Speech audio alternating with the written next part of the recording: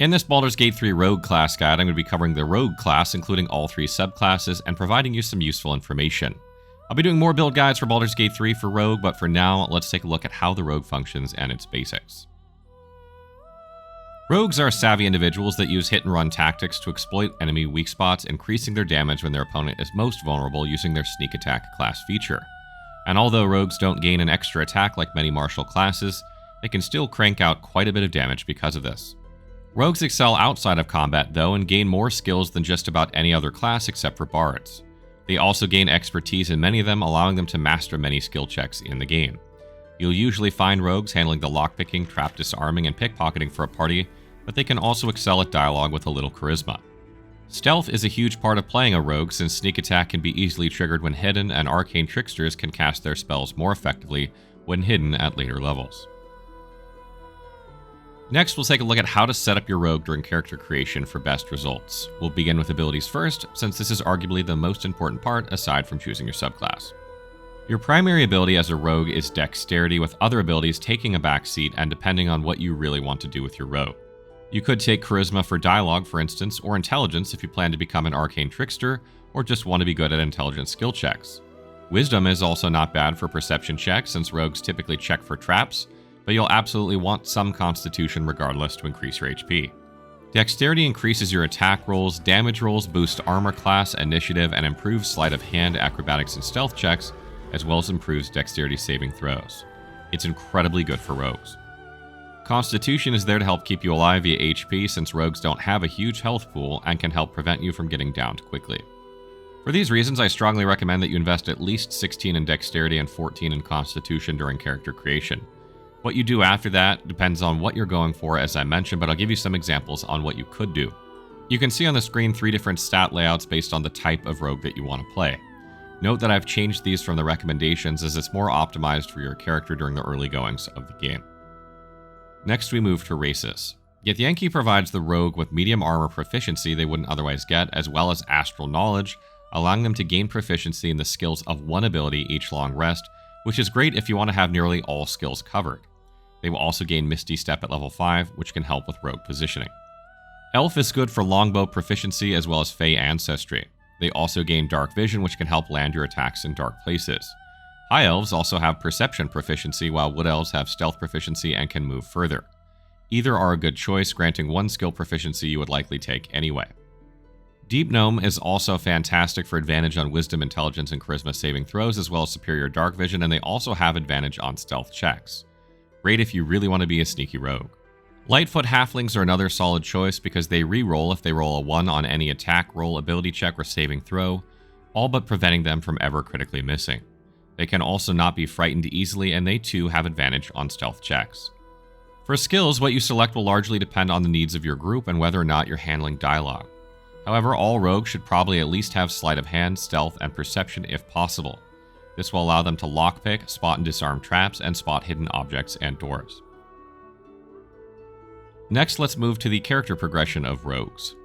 At level 1, all rogues gain the Sneak Attack class feature, which allows them to add 1d6 damage to their melee or ranged attacks per odd level of rogue taken.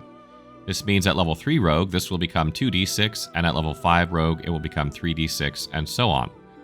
However, there are some stipulations to trigger sneak attack, and the first is that if you want to sneak attack with a melee weapon, you must use a finesse weapon. Finesse weapons are melee weapons that can use dexterity for their attack and damage rolls instead of the default strength stat, and are usually rapiers, shortswords, scimitars, and daggers. Next is that your target must be standing near a friendly character, or you must have advantage on your attack against the target. There are different ways to gain advantage as a rogue and BG3, and they are as follows. Cunning action hide. This allows the rogue to hide using their bonus action and gain sneak attack damage with their action, since you will always have advantage against targets that cannot see you. This is more useful for ranged sneak attacks, since it's harder to make it into melee range and remain hidden while in combat. Assassinate initiative. Assassins automatically gain advantage when attacking enemies who have not taken one turn in combat yet. This is useful for gaining sneak attack on the first turn only, and is only applicable to the assassin subclass. Flourish. This weapon action does minimal damage, but sets the target off balance as a bonus action. Any attack made against an off-balance character has advantage. This allows you to then use your regular attack with advantage, triggering sneak attack. This is only a once per short rest bonus action though, so you can't use it every turn. Prone. Attacking enemies that are prone with a melee attack provides the attacker advantage, allowing rogues to gain sneak attack damage with their melee attacks.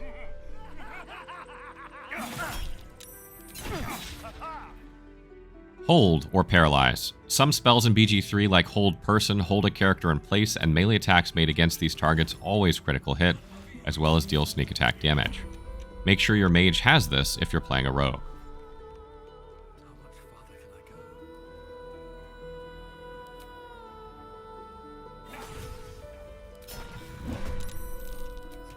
Web. This spell roots an enemy in place, and attacks against them have advantage.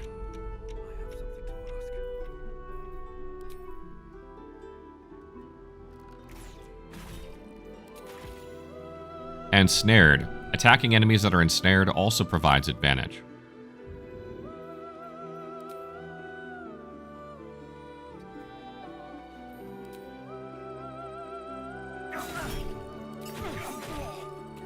Sleep. Attacking enemies that are asleep provides advantage and guarantees a critical hit.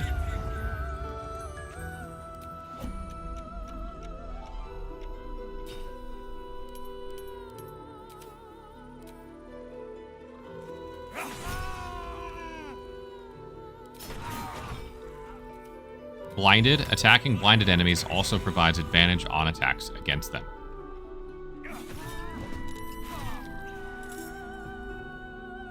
And finally, the Lucky Feat. This can be used to grant advantage on attack rolls 3 times per long rest. The 2 easiest ways are, of course, attacking an enemy near a character or using Cunning Action Hide to go hidden and then attack from ranged, but you can use this information to help plan your attacks. Make sure that you set up Sneak Attack to Ask under your reactions so that you can attack with any ranged or melee attack action and are still prompted for sneak attack damage when it applies. This can prevent you from missing sneak attack damage, or prevent you from applying it when it would be overkill, since you can only gain sneak attack damage once per round. Another tip is that you should get in the habit of pressing the Shift key before using Cunning Action Hide while in combat, so you can move out of an enemy's cone of vision before hiding, if you can, saving you from having to pass a stealth check to become hidden. Rogues will also gain expertise at this level, doubling their proficiency bonus in 2 skills they are proficient in. Stealth, Sleight of Hand, or Perception are all good choices, but Persuasion or Deception are also not bad if you went the dialogue route. At level 2, rogues gain Cunning Action, allowing them to use Disengage, Dash, and Hide as bonus actions instead of actions, which means they can use one of these and still attack on the same turn. Do not underestimate how powerful this is, and taking advantage of this feature is a big part of playing a rogue. Note that these have separate icons on your action bar from the original Disengage, Dash, and Hide, so make sure you're using the correct ones. At level 3, rogues will get to choose a subclass from Thief, Assassin, and Arcane Trickster, and immediately gain a subclass feature from their choice, and we'll go into these more in the subclass section. At level 4, rogues will gain their first feat. Ability improvement is good here for more dexterity, which will further improve attack rolls, damage rolls, armor class, initiative, sleight of hand, acrobatics, and stealth checks, as well as improving dexterity saving throws. However, there are some good ones to pick here as well, such as Dual Wielder if you want to use 2 rapiers and gain +1 armor class. Lucky is great for picking up some uses of advantage and controlling outcomes, and Sharpshooter is great for boosting range damage. At level 5, rogues can use the reaction to reduce the damage they take from an attack by half once per round. At level 6, rogues gain expertise in 2 more skills they are proficient with, doubling their proficiency bonus in those skills.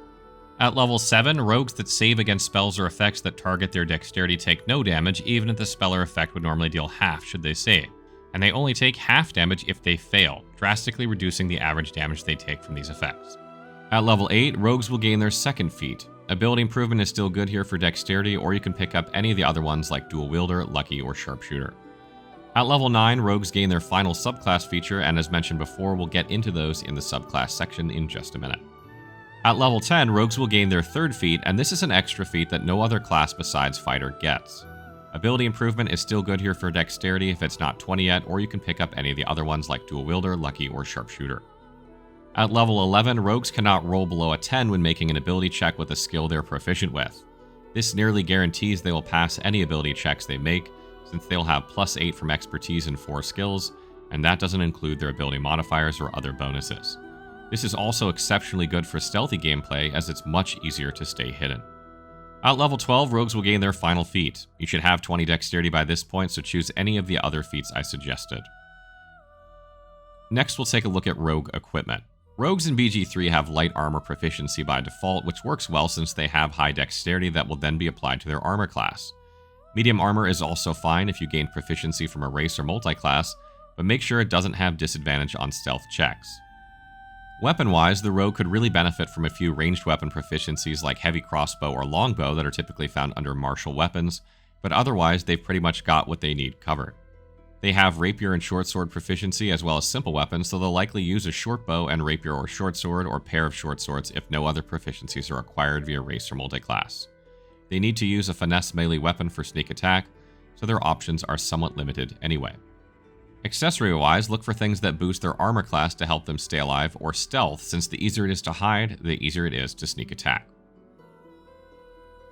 Choosing a rogue subclass in BG3 comes down to a few factors. Do you plan to ambush enemies outside of combat regularly from stealth? Do you want to be able to cast some spells that might come in handy both inside and outside of combat? And do you want to have more capability once combat has been triggered? If you plan to ambush enemies outside of combat often, Assassin is the way to go. You gain guaranteed critical hits when hitting surprised enemies, and you'll regain both your action and bonus action, even if you just use them before combat triggered. Normally, if you use an action before you begin combat, you won't gain another one before your next turn, but Assassins do. If you want some spell casting, Arcane Trickster is the way to go, and they can use their spells to help sneak through areas effectively, as well as put enemies to sleep for devastating criticals. Thief is fantastic once combat has begun, since they gain an extra bonus action, which they can use for a variety of things, and you'll often find many other classes will dip 3 levels into Thief just to pick this up. All rogues gain their first subclass feature at level 3 when they select their subclass, and then once again at level 9. These features are not the only thing that separates these subclasses, however, since Arcane Tricksters also gain spellcasting, while Thief and Assassin do not. Let's take a look at Assassins first. At level 3, Assassins gain Assassinate Initiative, which allows them to have advantage in combat against enemies that haven't yet taken their turn. This means they are almost always going to land their first attack in combat, and this attack will be able to deal sneak attack damage without having to do anything. They also deal critical damage when successfully attacking surprised enemies. Surprised enemies are usually enemies you've attacked from out of combat that had no idea they are about to be attacked, are not already in combat, and they could not see you. This is relatively easy to pull off if you know where the enemies are going to be. Also at level 3, Assassins will always have their action and bonus action when combat begins.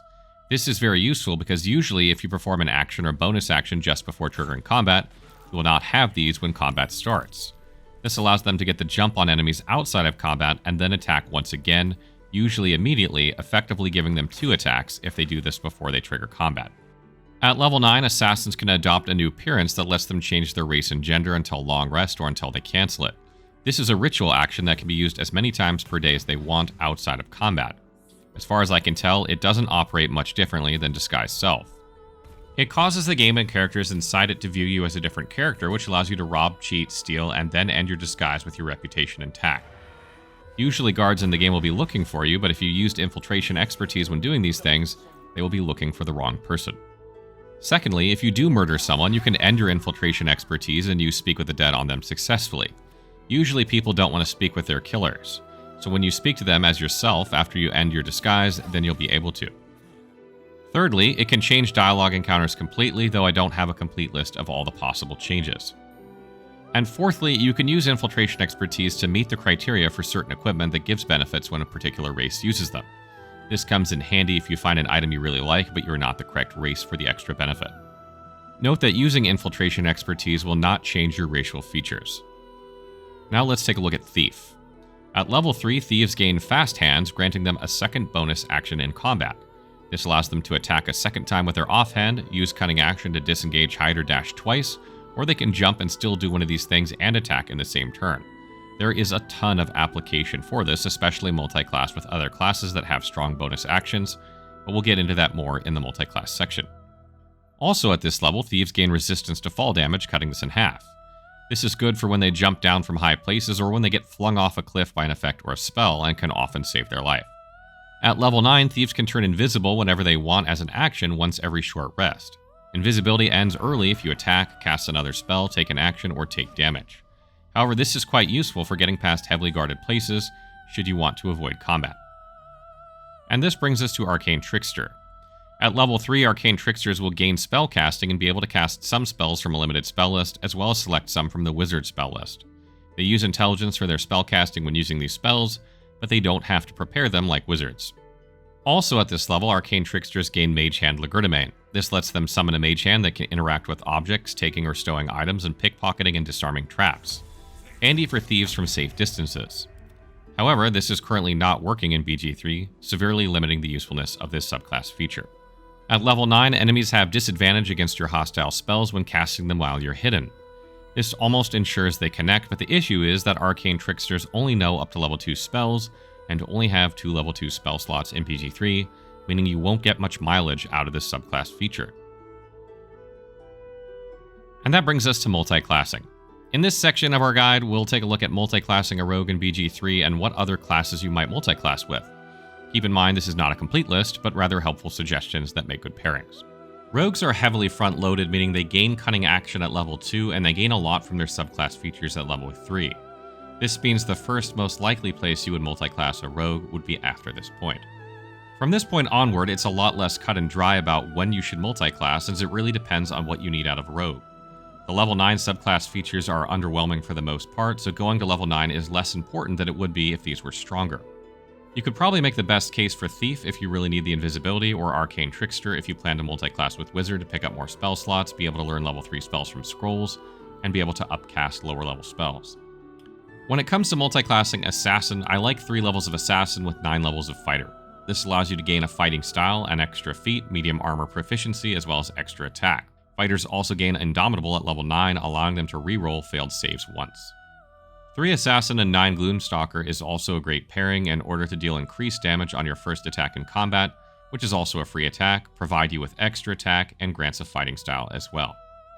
When it comes to multiclassing Arcane Trickster, I like 9 Arcane Trickster and 3 Wizard, which will give you access to level 3 spell slots and provide you with many more spell slots than you normally have. Wizards can also learn spells from scrolls, so you could still learn level 3 spells this way as well, picking up Fireball and Lightning Bolt among others. This will let you cast these with enemies having disadvantage on saving throws if you do so while hidden.